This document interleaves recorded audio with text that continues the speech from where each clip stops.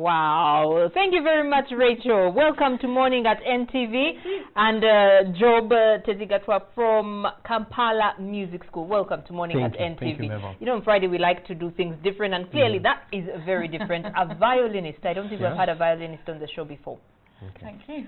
Well, Rachel, you are in Uganda, you said, for 6 months. Yep. You are... Tell us why you're here.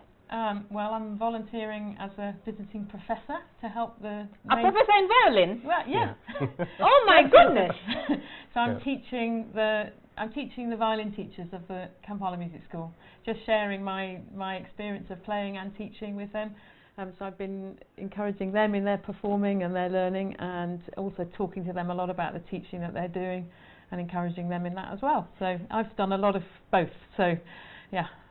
Okay, I'm still stuck on the professor part. So is it just music in general, or specifically the violin? No, just the violin. Yeah. You have a professorship in violin. Yeah. That's what I do. Yeah. I've been amazing the students there, because they ask me how long have you been playing, and you know, and I say 40 years, and they can't quite believe it. So yeah. But I think I'm encouraging them that you know, the learning goes on. So they're teachers. Yes. They're teaching children and they're teaching adults as well. But you know, I've been teaching for 30 years, but I've been continuing to learn and to grow. You still learn something? Yeah. When you have a professorship degree or whatever it is? Absolutely. I'm learning every day. Oh my goodness. Yeah. So coming to Kampala, it's a great learning experience for me to learn what, you know, well, I was aware that there were places in the world where it was harder to get violin lessons. It's you know, it's tougher, and that the teachers here have a lot less experience than, you know, there are lots and lots of violin teachers in the UK. Yeah. And you know, maybe not all with the amount of experience that I have, but there's way less here. So, you know, I knew that it was needed. And it's been great. But also meeting Joe, we're performing in a concert tonight. Yes. So that's exciting, and that's always a learning curve, playing with somebody different. So that's really really exciting. Yeah. So Job, tell us a bit more about this concert that's happening. Well, it's a fundraising dinner. There's a school in Kajansi called Mary Kevin. It's an orphanage. And when Rachel came to us last year, she visited the school, and the children who have the talent but are less privileged, and as such they may not be able to have the opportunity to pay and have these music lessons. So up to now there's been a group of like 30 of them having violin lessons. Free of charge?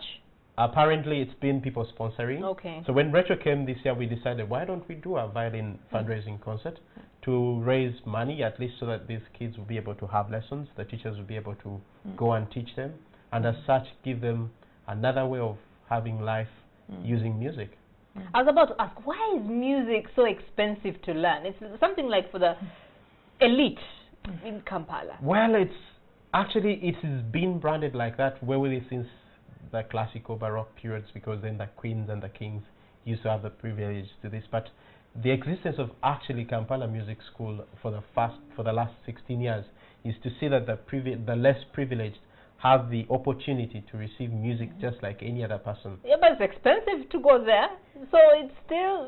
Well, it sort of, yes, is, because it's an art, and when you have an art, you want to seek something that is so powerful, skillful, you really need to pay for this art. Okay. Yeah. Rachel, I know this may sound very strange, but I mean, can someone wake you up in the middle of the night and when you're in deep sleep and you just get up and play anything? I feel a bit like I just did now, actually. I was in the traffic and then I was here playing the violin. But I mean, I live and breathe it, you know, all the time. So yeah, I did sleep well last night, but yeah, even through the storm, I think I missed some of the rain. But it is my life, really, music, and but actually, you were saying about the elite thing. I mean, that's the case in the UK as well. It is a struggle to make teaching and that opportunity available to the less privileged in exactly the same way in the UK. Even though maybe we don't think of the poor in the UK in the same way, but there's still this divide. And I've lots of friends who, you know, seeking to teach in less privileged places as well, and there's a work to be done, I think, definitely. But it's culturally so enriching to anyone and everyone. So I think, you know, I don't feel bad about teaching the elite if they're wanting to do that, because it enriches their lives as well. But it's, you know, obviously it's fantastic if we can raise money to make it more available to those that really wouldn't even consider. So a year ago when I went to St Mary Kevin just for one morning, just to see the work that's being done, and I was amazed really. And the teacher that goes there at the moment, Sam, is doing great work, and really, you know, it's lovely to see that. Yeah, and you know, they were concentrating so well, and they were obviously really excited to have these instruments. So, yeah, and there are instruments at the KMS. It's just making you know, having enough resources to pay the teachers to go. I know, yeah, the teachers also do need facilitation. And also they're not particularly privileged people, you know. They have to make lives and make their living, and yeah, and if they can do more, if they can teach more, then they'll improve, they'll grow as teachers as well as players, and you know, the whole thing will, you know, will sort of snowball, hopefully. Okay. You maybe not know what a snowball is, but we know what it means. Yeah, we know the expression. We clearly haven't seen it live. But how can people be part of the concert? Where will it be taking place?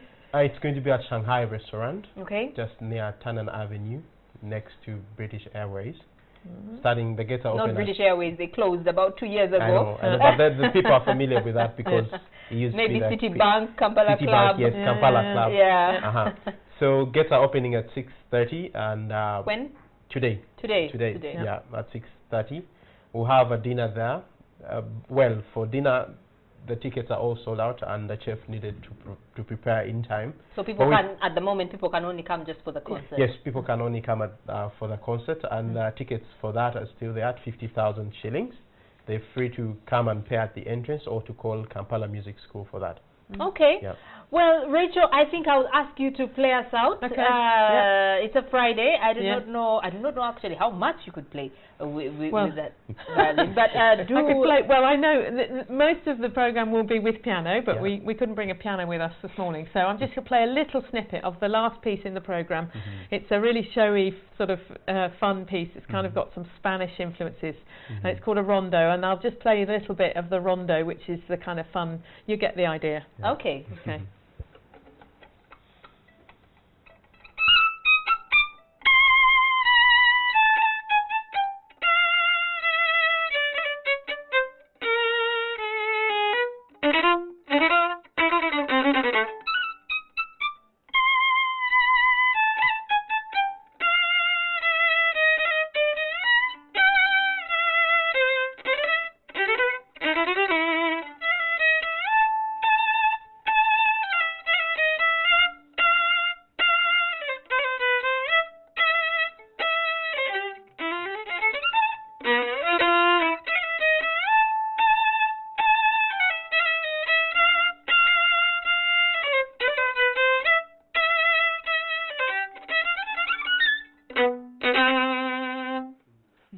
Thank you very much, and this is Rachel Ellis from the UK. She has a professorship in violin.